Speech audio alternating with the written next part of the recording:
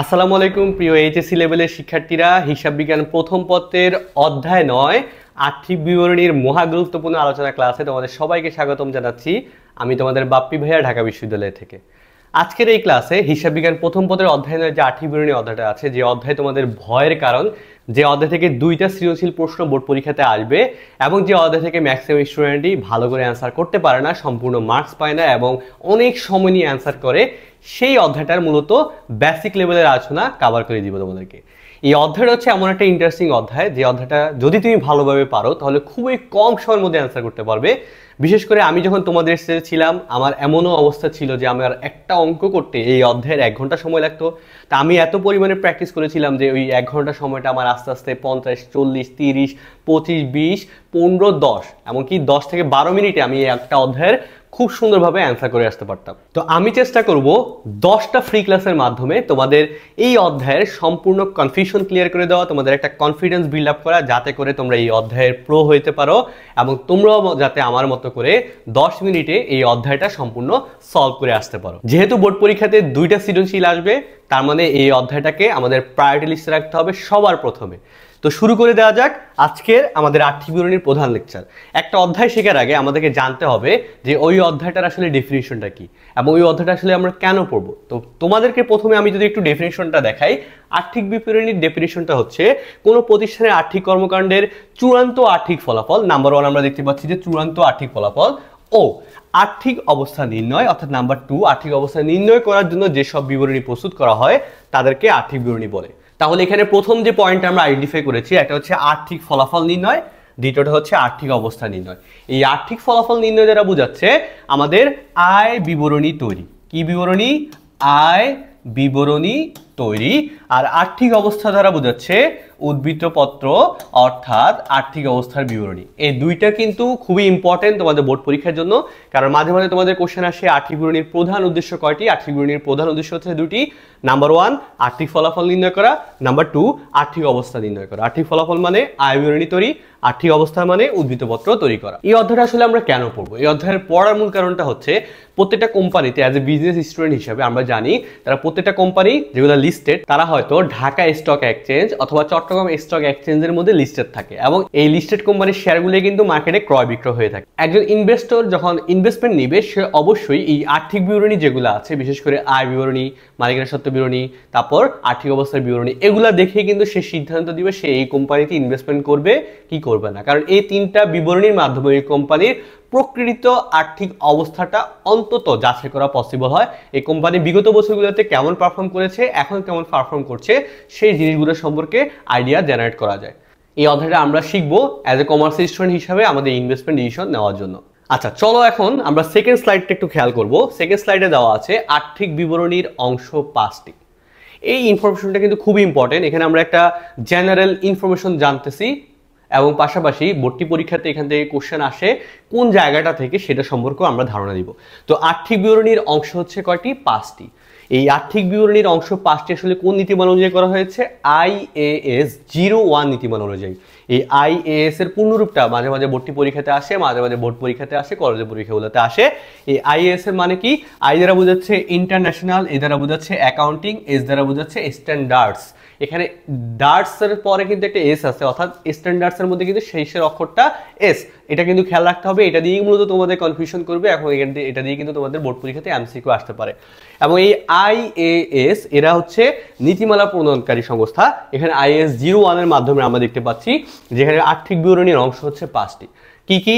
বিশদায় বিবরণী, মালিকানা সত্ত্ব বিবরণী, আর্থিক অবস্থার বিবরণী, নগদ প্রবাহ বিবরণী এবং সর্বশ্রেষ্ঠ হচ্ছে নোটস বাটিকা। তো মাঝে মাঝে আমাদের ভর্তি পরীক্ষাতে প্রশ্ন আসে এমন যে আর্থিক বিবরণী কয়টি। তোমরা অনেক সময় এই আর্থিক বিবরণী প্রশ্ন করতে চাইলে তোমরা অনেক সময় 5টা দিয়ে দাও।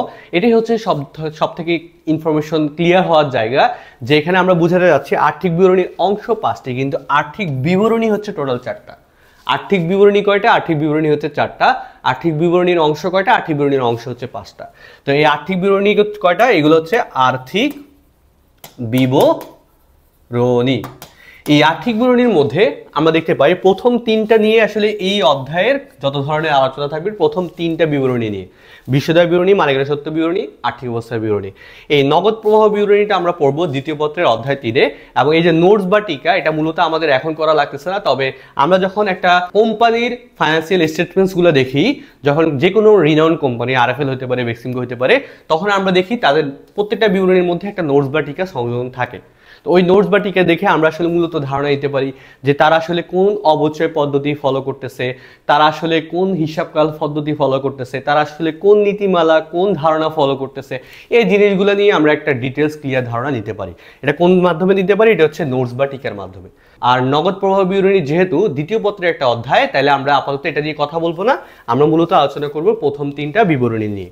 তো একটু যদি খেয়াল করো, এখানে একটা রেওয়া মিল আমরা দেখতে পাচ্ছি। এই রেওয়া মিলটার মধ্যে নিচে আমরা আবার কিছু সমন্বয় দেখতে পাচ্ছি। তোমরা জানো রেওয়া মিল এবং সমন্বয় সেম টু সেম এভাবেই দেওয়া থাকবে, এবং আমাদেরকে বলবে যে আয় বিবরণী তৈরি করো, মালিকানা সত্ত্ব বিবরণী তৈরি করো এবং আর্থিক অবস্থার বিবরণী তৈরি করো। তো তার মধ্যে আয় সরাসরি আয় নামে লেখা থাকবে না, বিক্রয় নামে লেখা থাকতে পারে, কমিশন প্রাপ্তি নামে লেখা থাকতে পারে, সেম ভাবে অনেকগুলো নামে আয় লেখা থাকতে পারে। ব্যয় সরাসরি ব্যয় নামে লেখা থাকবে না, ক্রয় নামে লেখা থাকতে পারে, আমদানি শুল্ক নামে লেখা থাকতে পারে, বা অন্য যে কোনো ব্যয়ের নামে লেখা থাকতে পারে। মালিকের সত্ত্ব সরাসরি মালিকের সত্ত্ব নামে লেখা থাকবে না, মূলধন নামে লেখা থাকতে পারে, মূলধনের আইটেমগুলো নামে লেখা থাকতে পারে।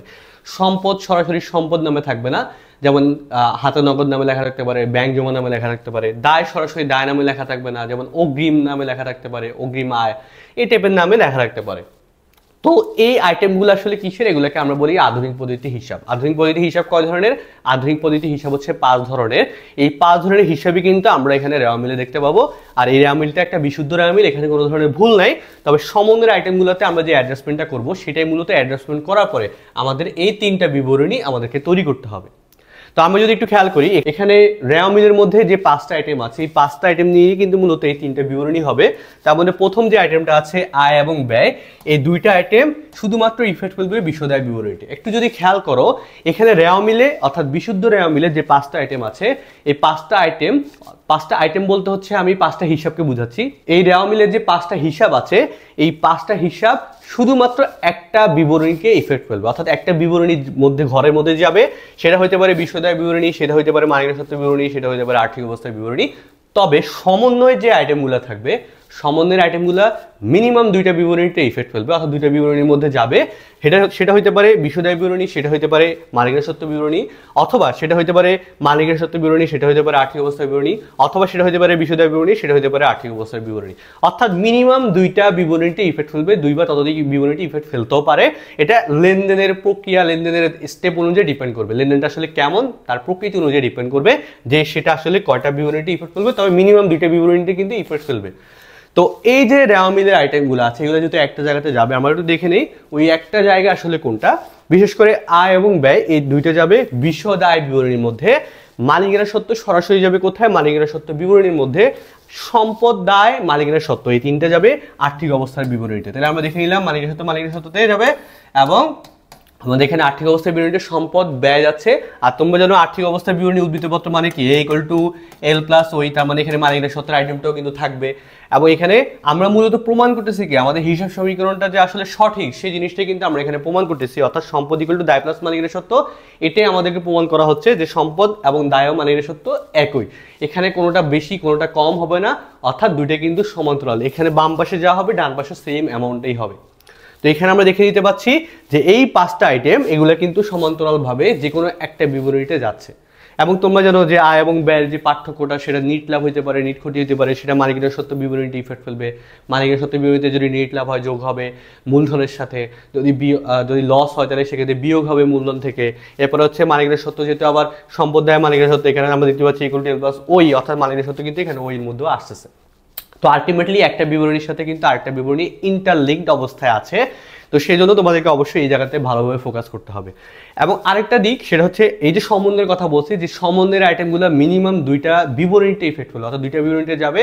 সেটা এমন হতে পারে যে বিশ্বদায় বিবরণীটা একবার গেল, এবং পাশাপাশি আমরা আমাদের যে আর্থিক অবস্থার বিবরণী আছে সেই আর্থিক অবস্থার বিবরণীতে সেটা ইফেক্ট ফেলতে পারে। বিশেষ করে দেখো যে অবচয় আমরা জানি বিশদের বিবরণীর একটা আইটেম, এবং অবচয় কিন্তু তোমার সম্পদ থেকে বাদ যায়। তো সম্পদ থেকে বাদ যাওয়া মানে কি, সেটা উদ্বৃত্তপত্রের মধ্যে ইফেক্ট ফেলতেছে সমান্তরালভাবে। তাহলে এখানে যদি একটু খেয়াল করি, আমরা অলরেডি বিবরণীগুলো সম্পর্কে ধারণা পেয়েছি। এখন বিশদায় বিবরণী, এই বিশদায় বিবরণীর মধ্যে কিন্তু মূলত আমরা দুই ধরনের প্রতিষ্ঠানের ক্ষেত্রে আমরা করে থাকি। একটা হচ্ছে উৎপাদনকারী প্রতিষ্ঠান, আর একটা হচ্ছে সেবা প্রদানকারী প্রতিষ্ঠান। উৎপাদনকারী প্রতিষ্ঠানের ক্ষেত্রে বহুধাপ বিশিষ্ট আমরা বিশদায় বিবরণী করি। বহুধাপ বিশিষ্ট বলতে কি বোঝাচ্ছে, যে আমরা বের করি প্রথমত মোট লাভ, আমরা বের করি পরিচালনা মুনাফা, আমরা বের করি নিট মুনাফা বা নিট ক্ষতি, এগুলো আমরা বের করি। আর সেবামূলক প্রতিষ্ঠানের ক্ষেত্রে কি করা হয়, সেবামূলক প্রতিষ্ঠানের ক্ষেত্রে নর্মালি আমাদের যত ধরনের আয় আছে সব ধরনের আয় থেকে আমরা ব্যয়গুলো বাদ দিই, তখন আমরা সরাসরি নিট লাভটা পেয়ে যাই। তো তোমাদের বোর্ড পরীক্ষাতে তোমাদের উৎপাদনকারী প্রতিষ্ঠান থেকেও আসতে পারে, সেবামূলক প্রতিষ্ঠান থেকেও আসতে পারে। উৎপাদনকারী প্রতিষ্ঠান থেকে আসলে একটু স্টেপগুলো ফলো করে সলিউশন করে ফেলতে হবে। আর যদি সেবামূলক প্রতিষ্ঠান থেকে আসে, তার মানে খুবই সহজ, আয় থেকে যত ধরনের ব্যয় আছে সব ধরনের ব্যয় বাদ দিবা, তাহলে আলটিমেটলি তোমাদের সলিউশনটা হয়ে যাচ্ছে। এরপরে আমরা তোমাদেরকে একটু সাম আপ করি, একটু সাম আপের মধ্যে দেখায় দিই আসলে কোনটা। এখানে কিন্তু বেশ অনেকগুলো ইম্পর্টেন্ট তথ্য আছে, যে ইম্পর্টেন্ট তথ্যগুলো তোমাদের বোর্ড পরীক্ষাতে এমসিকিউতে আসতে পারে এবং তোমাদের ভর্তি পরীক্ষাতেও আসতে পারে। খুবই ইম্পর্টেন্ট, একটু দেখো আমার সাথে। তো আমরা যদি বিবরণীগুলো দেখি, এই যে আয় বিবরণীটা আছে, আয় বিবরণীর মূল উদ্দেশ্যটা কি? আয় বিবরণীর মূল উদ্দেশ্য আর্থিক ফলাফল নির্ণয় করা, যেটা আমরা শুরুতে ডেফিনিশনে দেখছিলাম। এবং এর উপাদান কি? এর উপাদান হচ্ছে আয় ও ব্যয় সমূহ। এটা আসলে তৈরি হয় কখন? দেখো, আয় বিবরণী, এই যে আয় বিবরণী, মালিকানা সত্ত্ব বিবরণী, নগদ প্রবাহ বিবরণী, এই তিনটা বিবরণী একটা নির্দিষ্ট হিসাবকালের জন্য তৈরি করা হয়। কখন? একটা নির্দিষ্ট হিসাবকালের জন্য। এবং এগুলো আসলে হিসাবকাল ধারণা অনুযায়ী তৈরি করা হয়। এই তিনটা বিবরণী তৈরি করা হয় হিসাবকাল ধারণা অনুযায়ী। তোমরা ধারণা এবং নীতিমালা সম্পর্কে যদি বেসিক পার্থক্য না বুঝো, এই দুইটা টপিক নিয়ে আমি একদম ইন ডিটেলস আলোচনা করবো। এগুলো বোর্ড পরীক্ষার জন্য খুবই ইম্পর্টেন্ট। বিশেষ করে কলেজের স্যাররা এটা খুব একটা প্রায়োরিটি দিয়ে পড়ে না, এবং অ্যাডমিশন টেস্টে ধারণা বা নীতিমালা থেকে একটা কোশ্চেন মিনিমাম আসবে ঢাকা ইউনিভার্সিটি ভর্তি পরীক্ষাতে। তো এই টপিক নিয়েও আমার ডিটেলস আলোচনা তোমাদের জন্য আমরা রাখবো। তাহলে যদি একটু খেয়াল করো, আমরা দেখতে পাচ্ছি আয় বিবরণী, মালিকানা সত্ত্ব বিবরণী, নগদ প্রবাহ বিবরণী, এই তিনটে বিবরণী তৈরি করা হয় একটা নির্দিষ্ট হিসাবকালের জন্য, এবং এই তিনটে বিবরণী হিসাবকাল ধারণা অনুযায়ী করা হয়। শুধুমাত্র ডিফারেন্সটা হচ্ছে কোথায়? এই যে উদ্বৃত্তপত্র বা আর্থিক অবস্থার বিবরণী, এই উদ্বৃত্তপত্র বা আর্থিক অবস্থার বিবরণী তৈরি করা হয় একটি নির্দিষ্ট তারিখের জন্য। কোন তারিখের জন্য? একটা নির্দিষ্ট তারিখের জন্য। এবং এগুলো তৈরি করা হয় চলমান প্রতিষ্ঠান ধারণা অনুযায়ী। বেসিক পার্থক্যটা আসলে কিভাবে খেয়াল করবো? দেখো, তো আর্থিক অবস্থার বিবরণীর মধ্যে তোমরা যখন হেডলাইনটা দাও, যে করিম এন্টারপ্রাইজ বা যে কোনো একটা কোম্পানির নাম লেখো, এবং লেখো কি 31 ডিসেম্বর 2012, 31 ডিসেম্বর 2015, মানে একটা নির্দিষ্ট তারিখ লেখো, তাই না? কিন্তু তোমরা এই যে আয় বিবরণী করো, মালিকানা সত্ত্ব বিবরণী করো, তখন কিন্তু একটা নির্দিষ্ট তারিখ করো না, তখন কিন্তু একটা হিসাবকাল লেখো। এই হিসাবকাল কিন্তু 1 বছরের হইতে পারে, এই হিসাবকাল কিন্তু 6 মাসের হইতে পারে, 8 মাসের হইতে পারে, 10 মাসের হইতে পারে। কোম্পানি তার হিসাবকাল কত মাস নির্ধারণ করবে সেটা তার উপর ডিপেন্ড করবে। এবং এই হিসাবকাল যে এমন যে শুধু জানুয়ারি থেকে শুরু হবে ডিসেম্বরে শেষ হবে এমন না। এই হিসাবকাল মার্চ থেকে শুরু হতে পারে, এই হিসাবকাল ফেব্রুয়ারি থেকে শুরু হতে পারে। অর্থাৎ কোম্পানি যেভাবে শুরু করতে চায়, যে মাস থেকে শুরু করতে চায়, সেই মাস থেকে মূলত শুরু হবে। তো হিসাবকাল একদম ডিসেম্বরে যায় শেষ হবে এরকম ইন্টেনশন কেউ কখনো রাখবে না, ঠিক আছে? তো এই জিনিসটা কিন্তু তোমাদেরকে অনেক টিচার পড়ায়, যে হিসাবকাল মানে ডিসেম্বরের 1 তারিখ, ডিসেম্বর 31 তারিখ, এটাই মানে হিসাবকালের শেষ দিন। এটা আসলে একদম টোটালি ডিফারেন্স কথা, এগুলো আসলে বোগাস কথা, এগুলো সত্য কথা না। তাহলে এই যে উদ্বৃত্তপত্র, এটা তৈরি করা একটা নির্দিষ্ট তারিখের জন্য, অর্থাৎ শেষ তারিখ যেটা হিসাবের ক্লোজিং ডেট, সেই তারিখের জন্য আমরা নির্দিষ্ট এই তারিখের জন্য আমরা উদ্বৃত্তপত্র তৈরি করে থাকি। এবং এটা তৈরি করা হয় চলমান প্রতিষ্ঠান ধারণা অনুযায়ী। বেশ কয়েকগুলো ধারণা আছে, তার মধ্যে একটা হচ্ছে চলমান প্রতিষ্ঠান ধারণা, আর একটা হচ্ছে হিসাবকাল ধারণা। হিসাবকাল ধারণা অনুযায়ী আয় বিবরণী, মালিকানা সত্ত্ব বিবরণী এবং নগদ প্রবাহ বিবরণী তৈরি করা হয়। তাহলে দেখি, মালিকানা সত্ত্ব বিবরণী করা হয় কি? মালিকানা সত্ত্ব বিবরণীর উদ্দেশ্য হচ্ছে মালিকানা সত্ত্ব হ্রাসবৃদ্ধি প্রদর্শন করা। এবং এখানে আমরা কি কি পাচ্ছি? মূলধন পাচ্ছি, মুনাফা পাচ্ছি, উত্তোলন পাচ্ছি, যেগুলো নিয়ে আমরা একটু আগে কথা বলছিলাম। এরপরে উদ্বৃত্তপত্র কি? আর্থিক অবস্থা প্রদর্শন করা। আমরা আর্থিক বিবরণীর যে ডেফিনিশনটা বলেছিলাম সেখানে দেখছিলাম। এবং এখানে কি কি আইটেম আছে? সম্পত্তি, দায়, মূলধনের আইটেমগুলো আছে। এবং নগদ প্রবাহ, যেটা নিয়ে একটু আগে বলছিলাম, যে নগদ আন্তঃপ্রবাহ, নগদ বহিঃপ্রবাহ সম্পর্ক তথ্য প্রদর্শন করে। এবং এটা হচ্ছে নগদ প্রাপ্তি, নগদ প্রদান উপাদান এখানে থাকে। অর্থাৎ নগদের যে প্রাপ্তিগুলো হচ্ছে, নগদের যে প্রদানগুলো হচ্ছে, সেগুলো মূলত নগদ প্রবাহ বিবরণীর আইটেম। তো এখানে কিন্তু আমি চেষ্টা করছি তোমাদেরকে আজকের টোটালি আর্থিক বিবরণী সম্পর্কিত বেসিক ধারণা দেওয়ার জন্য। একটু যদি খেয়াল করো, আমাদের এই যে বিশদায় বিবরণী, যেটা বলছিলাম যে বহুধাপ বিশিষ্ট বিশদায় বিবরণী, বহুধাপ বিশিষ্ট, আমাদের কিন্তু টোটাল আর্থিক বিবরণী নিয়ে মিনিমাম 10টা ক্লাস তোমাদেরকে আমরা দিব, শর্ট ক্লাস। ওই ক্লাসগুলো করলে তোমাদের একটা বেসিক ডেভেলপমেন্ট হবে, ভালো লেভেলের একটা প্রস্তুতি হবে। এই 10টা ক্লাস অবশ্যই করবো সিরিয়ালি, এবং সিরিয়ালে আমরা আপডেট দিতে থাকবো। তোমরা অবশ্যই আমাদের এই ভিডিওর কমেন্ট বক্সে জানাবা যে এই তথ্যগুলো যেগুলো তোমাদেরকে আমি জানালাম, এই তথ্যগুলো তোমাদের কাছে আসলে ভালো লাগছে কিনা, তোমরা বুঝতে পারছো কিনা। যদি এমন হয় যে আমার নিজের পড়ানোতে কোনো ইমপ্রুভমেন্ট দরকার, আমি কি আস্তে আস্তে বেশি কথা বলবো নাকি জোরে জোরে কথা বলবো, মানে ঘন ঘন কথা বলবো, সেই বিষয়টা যদি কারেকশন দরকার হয় সেটাও বলবা। নর্মালি আমি একটু ঘন ঘন কথা বলি, তারপরেও তোমরা চেষ্টা করবা যে সম্পূর্ণ ক্লাসটা প্রয়োজনে স্লো মোশন দিয়েও দেখতে, সমস্যা নেই, তোমাদের যেভাবে সুবিধা হয় দেখবা। এবং পাশাপাশি এখানে 8 আয় বিবরণী অর্থাৎ বিষয় বিবরণীর টোটাল হচ্ছে মোট মুনাফা নির্ণয়, পরিচালন মুনাফা নির্ণয় এবং নিট মুনাফা অর্থাৎ বহুধা বিশিষ্ট ক্ষেত্রে 3টা ক্লাস কিন্তু সিরিয়ালি পাবা। এরপর সেবামূলক প্রতিষ্ঠানের একটা ভিডিও পাবা, এরপরে মালিকরা সত্য বিবরণীর জন্য একটা ভিডিও পাবা, আর্থিক অবস্থার বিবরণীর জন্য একটা ভিডিও পাবা, এরপরে সৃজনশীল প্রশ্নের জন্য একটা ভিডিও পাবা, এমসিকিউ প্রশ্নের জন্য স্পেশাল ভিডিও পাবা, এবং সর্বশেষ ক্লাস থাকবে প্যারাসিটামল ক্লাস। সেই প্যারাসিটামল ক্লাসের মধ্যে কিন্তু তোমাদের যে এক্সেপশনগুলো আছে সেই এক্সেপশনগুলো নিয়ে আমরা কথা বলবো, যে কনফিউশনগুলো আছে সচরাচর শিক্ষার্থীদের হয় সেই কনফিউশনগুলো আমরা দূর করবো। আর তোমরা যদি চাও আরও ইন ডিটেলস হিসাব বিজ্ঞান শিখতে, তাহলে কিন্তু আমার এইচএসসি 26-27 ব্যাচের জন্য আমার কিন্তু 2টা ব্যাচ আছে। 100 শিক্ষার্থীর জন্য আমি এই ব্যাচটা চালু করতেছি। 100-200 শিক্ষার্থী দিব 2টা ব্যাচে। হিসাব বিজ্ঞান প্রো ব্যাচ 3.0, এই হিসাব বিজ্ঞান প্রো ব্যাচ 3.0-তে আমি প্রথম পত্র দ্বিতীয় পত্র সম্পূর্ণ শেষ করে দিব। হিসাব বিজ্ঞান প্রথম পত্রে ইন ডিটেলস ক্লাস পাবা, হিসাব বিজ্ঞান দ্বিতীয় পত্রে ইন ডিটেলস ক্লাস পাবা, এবং আমি প্রত্যেকটা ক্লাসই তোমাদেরকে সাজাবো যে বেসিক আলোচনা থাকবে, এমসিকিউ প্র্যাকটিস হবে, সৃজনশীল বহুগুলো প্র্যাকটিস হবে, এবং পাশাপাশি তোমাদের টেস্ট পরীক্ষা টেস্ট পেপার সলভ করবো, এবং তোমাদের যত ধরনের কনফিউশন আছে সব ধরনের কনফিউশন ক্লিয়ার করে ফেলবো। এবং আমার টার্গেট হিসাব বিজ্ঞান প্রথম পত্রে তুমি যাতে 100-100 পাও, দ্বিতীয় পত্রে 100-100 পাও, এবং এটা খুবই ফিজিবল। আমি হিসাব বিজ্ঞানে আমি ঠিক আছে আমি 100 পাইনি, আমি 98 পাইছি, 99 পাইছি, এর রেঞ্জগুলো যাতে তুমি পাও, এবং এই রেঞ্জের দায়িত্বই মূলত আমি নিব। এবং মূল দায়িত্বটা হচ্ছে ঢাকা বিশ্ববিদ্যালয়ের অ্যাডমিশন টেস্ট। ঢাকা ইউনিভার্সিটির অ্যাডমিশন টেস্টে হিসাব বিজ্ঞানে 12টা এমসিকিউ আসবে, 8 মার্কের রিটেন আসবে, টোটাল 20 মার্ক আমার পড়ানো থেকে তুমি পাবা যদি আমার সাথে এখন থেকে অ্যাডমিশন পর্যন্ত কানেক্টেড থাকতে পারো। এই দায়িত্বটা আমি তোমাদের জন্য নিচ্ছি, এবং আমি গত 3টা ব্যাচ, আমাদের ঢাবি সপ্তমূরণ ব্যাচ আছে, 3টা ব্যাচে আমি পড়াইছি, অফলাইনে পড়াইছি, 3টা ব্যাচেই আমার 100% হিসাব বিজ্ঞানের প্রশ্ন আমার পড়ানো থেকে কমন আসছে এবং আমাদের লেকচার শিট থেকে কমন আসছে। তো এই দায়িত্বটা আমি তোমাদের কাছ থেকে নিতে চাই। তোমরা যদি মনে করো, আমি ঢাকা কমার্স কলেজের স্টুডেন্ট ছিলাম, কমার্সের জন্য একটা বেস্ট ইনস্টিটিউট হচ্ছে ঢাকা কমার্স কলেজ, মানে অন্তত বলা যায় ঢাকার মধ্যে টপ 3টে ইনস্টিটিউটের মধ্যে একটা থাকবে যদি কমার্সের দিক থেকে বলা যায়। এবং সেই কলেজ থেকে পড়াশোনার অভিজ্ঞতা এবং ঢাকা বিশ্ববিদ্যালয় ভর্তি পরীক্ষাতে টপ 100-এ থাকার অভিজ্ঞতা টোটালি আমি তোমাদের এই ব্যাচের মাধ্যমে আমি তোমাদেরকে প্রোভাইড করব। যদি চাও এই ব্যাচে যুক্ত হতে, তাহলে এখানে একটা নাম্বার আছে 01852471092, এই নাম্বারে হোয়াটসঅ্যাপে যোগাযোগ করতে পারো। তোমাকে এই নাম্বার হোয়াটসঅ্যাপে তোমাকে ইন ডিটেলস পাঠানো হবে, এবং এই ভিডিওটা ভালো লাগলে তোমরা ফ্রেন্ডের সাথে শেয়ার করতে পারো, তোমাদের চ্যানেলটা সাবস্ক্রাইব করে রাখতে পারো পরবর্তী ভিডিও আপডেটের জন্য, যাতে সরাসরি পেয়ে যাও। এবং ভিডিওটা ভালো লাগলে কমেন্ট করে অবশ্যই জানাবা। তো দেখা হচ্ছে পরের ভিডিওতে, এপিসোড নাম্বার 2-তে ইনশাল্লাহ। সে পর্যন্ত ভালো থাকো, সুস্থ থাকো, আমার জন্য দোয়া করো। আল্লাহ হাফেজ, আসসালামু আলাইকুম।